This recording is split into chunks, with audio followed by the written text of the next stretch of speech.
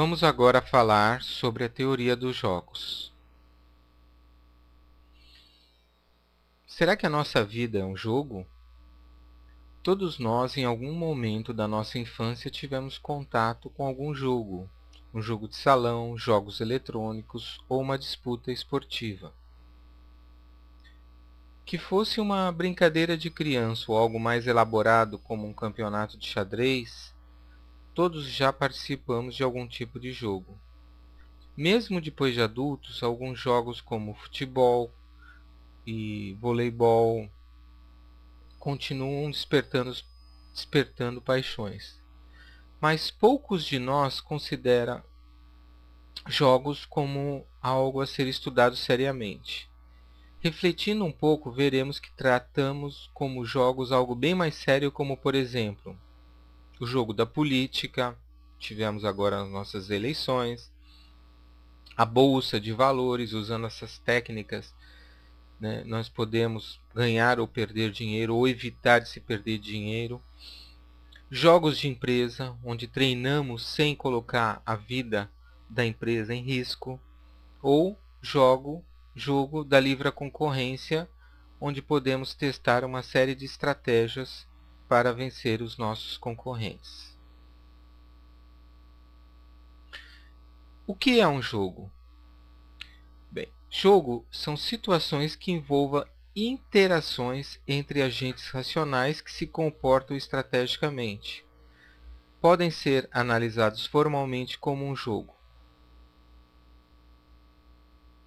Quais são os elementos? Um jogo é um modelo formal, significa que a teoria dos jogos envolve técnicas de descrição e análise, ou, em outras palavras, existem regras pré-estabelecidas para apresentar e estudar um jogo. Portanto, o estudo dessas técnicas é um elemento fundamental para a compreensão da teoria. A gente falou agora há pouco em interações. O que são interações? São as ações de cada agente, consideradas individualmente e que afetam as demais. E os agentes? Um agente é qualquer indivíduo ou até um grupo de indivíduos com capacidade para afetar os demais, também chamado de jogador, já que é a teoria dos jogos. Racionalidade significa supor que os indivíduos empregam os meios mais adequados aos objetivos que almejam. E comportamento estratégico, ao tomar sua própria decisão, leva em conta que os jogadores interagem entre si e quais são as suas consequências.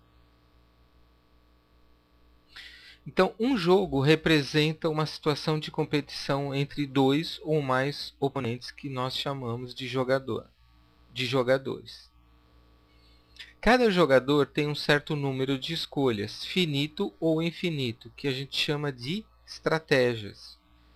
Um jogador supostamente escolhe sua estratégia sem qualquer conhecimento prévio da estratégia escolhida pelos outros jogadores. E a gente tem também as regras do jogo, né, que a gente chama, que são os, os contornos desse jogo, o que pode e o que não pode ser feito. E a partir das escolhas dos jogadores, o jogo fornece o resultado ou a saída, definindo quanto cada jogador ganhou ou perdeu. Cada jogador faz sua escolha de modo a otimizar o resultado.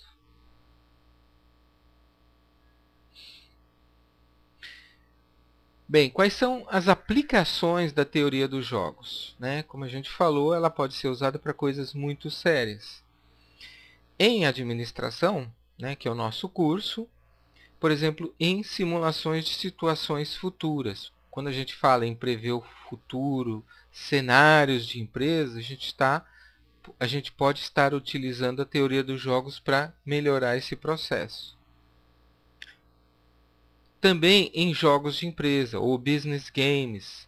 Então nós podemos simular empresas inteiras, fazer jogos entre equipes ou pedaços de empresa ou departamentos de empresa para verificar como é que funciona. Em análise dos concorrentes, como a gente já falou. na decisão sobre a construção de uma nova filial ou fábrica, né? Então a gente pode utilizar para verificar qual dos lugares são as melhores opções. Outra coisa na estratégia com os seus parceiros. Quando a gente fala em parceiros, a gente pode estar pensando em ganha-ganha. Então, isso é também teoria dos jogos. Em treinamento, existem muitas empresas hoje que usam teoria dos jogos para treinamentos de determinadas situações para evitar que ocorram problemas mais sérios no mundo real. E na possibilidade de compra hostil de outra empresa. O que é a compra hostil? É quando uma empresa, sem conversar com a sua direção, compra um certo número de ações que pode mudar radicalmente o poder desta empresa. Então pode ser usado aí também a teoria dos jogos. Um tipo de jogo mais estudado pela teoria dos jogos é esse jogo de 2 jogadores e soma 0. Por quê? Nesse tipo de jogo, cada um dos 2 jogadores escolhe uma estratégia. Depois dos jogadores tomarem as suas decisões, elas são anunciadas e uma tabela de pagamentos, que é conhecida anteriormente pelos jogadores, é utilizada para determinar o pagamento de um jogador ao outro. Então aqui a gente tem aquela brincadeira da tesoura, do papel e da pedra, mas também a gente poderia usar isso simplesmente num jogo de cara ou coroa, né, usando uma moeda, o mesmo conceito. Um dos conceitos mais utilizados também na teoria dos jogos é o dilema do prisioneiro. Então como é que é esse dilema do prisioneiro? 2 homens são presos, acusados de um crime conjunto. A lei prevê penas diferentes conforme o comportamento dos presos. O prisioneiro que denunciar o companheiro é imediatamente posto em liberdade, enquanto o outro é condenado a 5 anos de prisão. Denunciando-se mutuamente, são condenados a 3 anos de prisão. Quer dizer, se cada um acusar o outro, cada um vai pegar 3 anos de prisão. Se os 2 permanecerem em silêncio, então ambos são condenados a apenas 1 ano de prisão. Qual é a atitude racional a tomar por um prisioneiro numa situação dessa? Calar ou denunciar? Vamos lembrar que esses prisioneiros estão isolados, eles não sabem o que o outro vai fazer, porque senão se combinaria, por exemplo, dos 2 ficarem em silêncio para cada um ganhar 1 ano de prisão e pronto, né? Bem, a melhor solução do problema é ficar livre, né, para cada um individualmente. Mas para isso, um lado tem que trair o outro, já que só é possível sair livre cooperando com a justiça enquanto o comparsa se recusa a falar.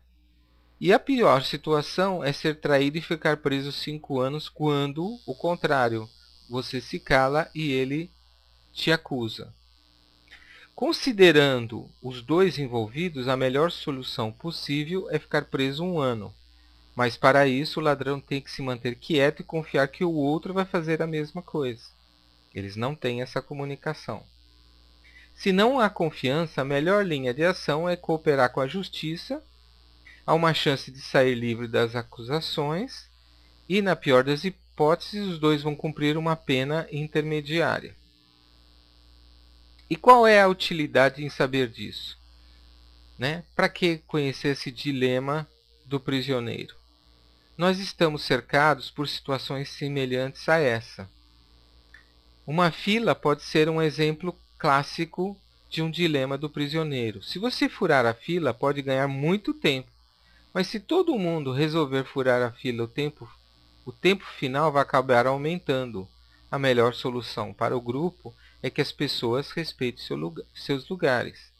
Um outro exemplo que eu poderia dar seria de um condomínio. Se você mora num prédio e todo mundo paga o condomínio e você não, né, você teria o elevador funcionando, a limpeza, a portaria, o porteiro, a iluminação, tudo maravilhosamente bem, tudo muito bom sem você pagar.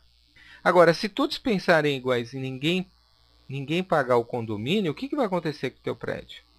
vai perder o valor dele, né? Não vai haver, o elevador não vai estar funcionando porque a luz vai ser cortada, vai ser uma sujeira imensa, né? Ninguém vai recolher lixo, então todo mundo perde mutuamente.